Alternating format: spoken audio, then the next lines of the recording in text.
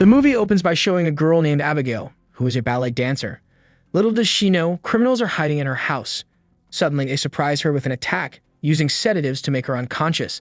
They quickly kidnap her and take her to a secluded mansion. There they meet their leader, Lambert, who instructs them not to share any personal information with Abigail. Lambert explains that their job will last for 24 hours and the difficult part is already done, and now they just have to watch over it. Joey asks about Abigail's identity, and Lambert reveals that she is the daughter of a wealthy man who is about to lose $50 million. So to make sure they can't be traced, he says he's going to take away their phones.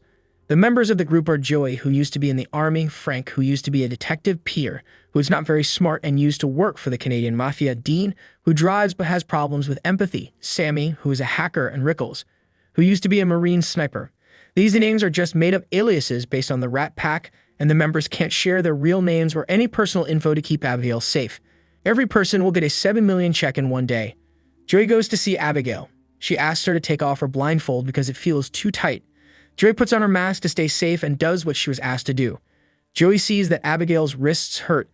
Then she moves her hands from behind her back to the front and puts the handcuffs back on, so she feels more comfortable. Joey tells Abigail that they won't let her go until her dad gives them money. Abigail was worried and asked if they were going to hurt her. Joey assured them that if she behaved and her father provided the money, then she would be fine. During their conversation, Abigail informed Joey of her name, and Joey reciprocated by mentioning that she has a son who is the same age as her. Abigail tells her that they are wrong because her father doesn't care about her. As Joey gets ready to leave, Abigail expresses her concern for what will happen to her. Joey comes back to the group and tells Frank that the girl suggested that her dad could be violent. She queries Frank regarding the girl's father, but he concedes that he is unaware. Frank was asked if he knew who the girl's father was, but he replied that he had no information about it. Later, Frank goes to Abigail's room and is surprised to see that she is not wearing a blindfold. He is worried that she saw his face, so he talks to her about it. Abigail admits to him that she has not caught sight of his face, and when Frank questions her about her father, she reluctantly discloses that Christophe Laser is her father. Frank is worried and leaves Abigail's room. He informs the group of his intention to leave. Anxious, the group moves in closer to him, and Joey inquires about the cause of his distress. Frank says that the girl is the daughter of a very powerful and well-known criminal, Christophe Laser. Joey believes they should provide her with a meal, make an anonymous call, and then depart this place. Frank claims that Joey caught sight of his face due to Joey's actions, but Joey insists that she was the sole individual with access to Abigail's room. Dean thinks that Christophe is not a real person, just a made-up story, but Frank keeps saying that he is real. The group is unsure about Joey's choice to take off the girl's blindfold and thinks they might have to kill her now. However, Joey disagrees with this. The group decides to go ahead with their plan, and then they will vanish after they get their share of the money. Later on, Rickles confides in Joey that he has a lack of trust in these individuals, and encourages them to stick together and watch out for one another. Joey agrees, saying she was also thinking the same thing. At the same time, Dean looks at an old painting and thinks the girl in it looks like Abigail. He goes to the basement and a door opens on its own. Confused, he goes into the room and gets surprised by a rat, but when he tries to go, something pulls him without being seen. When Sammy hears him yelling, she quickly goes to the basement to see what's wrong. Upon finding him, she becomes frightened to discover that his head has been severed. She informs everyone, and upon viewing Dean's deceased body, Frank observes that it appears as though a wild animal has shredded him. Sammy sees that everyone is acting strange, and they tell her about a person named Valdez who is in charge of Laser's head. The FBI caught 3 important members of Laser's gang. They were secretly held on the highest level of a hotel the night before their trial. 12 agents were in the next room and 2 were by the door. The next day, the FBI came in and found their bodies badly hurt. Body parts were missing and heads with Valdez's signature were found. Then they choose to go see the girl and find her in her room. According to Rickles, Valdez could still be present despite her absence in that location. He decides to leave, but when he tries to open the door, he finds another locked door and realizes that they are locked inside. Suddenly, the house's security alarm goes off and they figure out it's all a trap. Joey quickly goes to Abigail and asks if anyone else came in here with them and the man with glasses. At first, Abigail says no, but then she admits that the man with glasses made her keep it a secret and threatened to hurt her if she didn't. Joey claims that she won't let him do anything to harm her. Abigail tells her that he works for her dad and his name is Valdez. Suddenly, Rickles calls her and says that someone took his gun. Joey spreads the word that Frank's true identity is Valdez. They choose to look for another way out of the house, but as they go, Joey hears a sound. She turns around and sees Rickles standing strangely. Joey comes up to him carefully, but is shocked to find out that he has been seriously hurt by someone.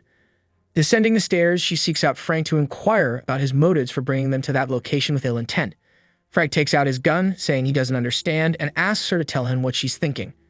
She confirms that he is Valdez, the individual who took the lives of Dean and Rickles. Frank does not believe what she said. He thinks Abigail has influenced her and is trying to make them not trust each other. He says they should be firm with the girl and tells Peter to do it. Joey, what's happening? Just sorting something out. Sammy, a little help would be nice. Don't pull Sammy into this. We need to know what she knows. Just let go, Sammy.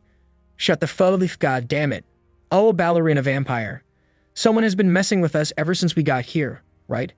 Worried, Joey says they need to find a different way to escape. But Frank says he already looked at all the other doors, and they have strong locks and thick shutters. Frank thinks they should get ready to kill Abigail, but Joey doesn't agree. They said that it would be really bad if they killed her because then they wouldn't have any leverage. She thinks they should give Abigail the laser so they don't hurt them, but Frank doesn't want to do it, but is surprised to see her dancing with Dean's body. After some time, Abigail sees them and lets go of Dean's body. Sammy sprints towards Abigail, only to have Abigail unexpectedly pounce on her. Frank and Peter try to help, but she pushes them away, and they see that even stakes and crosses don't work on her. She hurts them, and they run away from that place. Joey suggested using the tranquilizer Lambert had provided to pacify her. She suggests breaking him up with anyone who finds Abigail first and letting her know so she can come with the syringe. After some time, Sammy is surprised by bats, making her fall into a pool. To her shock, she sees that it's full of bodies. At the same time, Abigail goes to Peter, who gets scared and tells the others about the vampire behind him. Vampire on me. I can't hold on much longer, come on.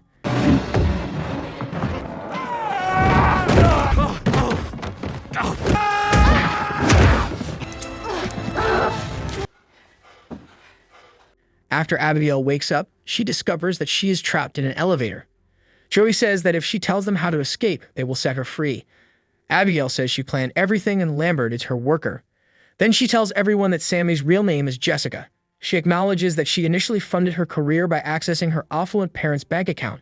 This caused people to put their money in other countries and eventually focus on larger targets, especially one in particular. After that, she reveals that Peter goes by the name Terrence and is employed as the enforcer for the Montreal Browser family. She teases him, asking if he gets tired of hurting people for money, and puts up with his co-workers making fun of him for not being smart. She says he stole from his team and makes fun of him for being weak and unfaithful. In addition, she refers to him as a drunk and wonders about the duration of time he can continue to use the stolen money. She then tells them that Frank used to be a detective named Adam Barrett. He pretended to be someone else and worked for their branch in New York. Abigail wanted to know his feelings when he took into custody the 3 lieutenants he had grown fond of. She also admitted that she was the one who hurt them because of him. She then tells everyone that Joey is Ana Lucia Cruz. She used to be an army medic but was kicked out for using morphine that belonged to the army. She tried to look after her son, but then left him with his mean father before she started working as a secret doctor for some sketchy people. One day, she made a mistake at work, and instead of removing a bullet, she accidentally tore a blood vessel and someone important to her father's business died from bleeding. Abigail thinks that Joey and Detective Barrett are similar because both of them didn't go back to see their kids. Joey questions Abigail about the number of people she thinks she'll have to hunt for her father to love her again. Frank wonders about the cause of this. If she wanted revenge, she could have killed them instead of bringing them here. Abigail expressed that she takes pleasure in playing with her food and considers it on par with any other meat she has brought before, simply a way to pass the time. Joey asks Abigail, who is in the cage, to let her out, but Abigail says that if they do, she won't hurt 2 of them. Frank wants to kill her, but Abigail says that if anyone helps her escape, it will be spared. Peter tries to open the door to stay safe, but Joey shoots him. She claims she almost didn't spot him and then requested his gun to assist him. Frank is in charge of watching her, and Abigail wants him to open the door. Frank said he would think about it if she told him how to leave. Abigail agrees but says he has to let her out right after she helps him.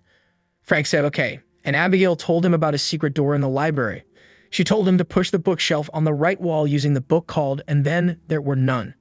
Upon learning the information, Frank decides to cancel the deal and refuses to open the cage door. But Abigail easily breaks the gate and starts moving towards Frank in a threatening way. Before she can hurt him, Joey comes and breaks the wooden planks off a window, letting in the sunlight, which Abigail is very sensitive to.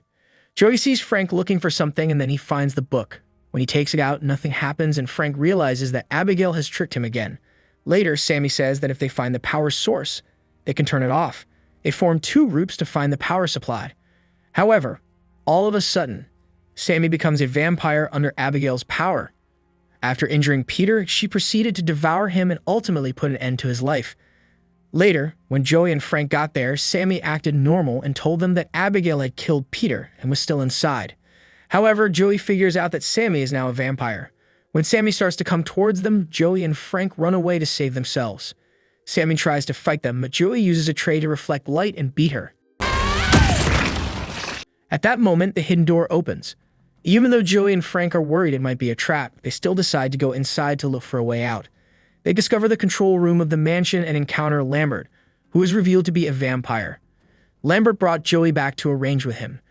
But when Joey said no, Lambert got angry and refused to talk to her. Then he says that Abigail made him a vampire 2 years ago, when she discovered he had aided Frank in New York. She came to get him and made a frightening promise to harm his family. Now his sole purpose is to transport her father's enemies to this location. He wants him to help him murder Abigail, and in exchange, he can have whatever he wants, but he'll need to make some improvements. He informed Frank that he had informed Laser about the issue and that Laser would be arriving at the estate. Frank gives his approval and tells Lambert to bite him. Then he makes Frank drink his blood, starting the process of turning him into a vampire. At the same time, Joey gets up and Lambert tells Frank to go meet the person he plans to harm. However, Frank stabs and murders Lambert instead. Abigail comes in and asks if Lambert tried to make him give up everything before killing him.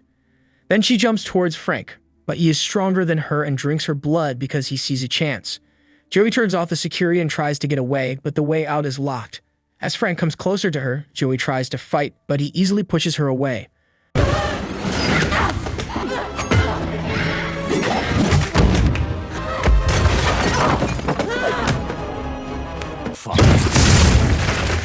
Los has killed the girl just in back before he can hurt her. Abigail tells her father that Joey saved her life. She says Joey was there, but he wasn't. Laser submits and grants Joey the freedom to leave. As she gets into her car, Joey finally leaves the mansion of horror before leaving the estate to see her son. And this is where the movie ends. What do you think of this recap? Please drop all your thoughts in the comments section below. One like from you and maybe subscribing would be a great support for us. And that's it for now. See you in the next videos.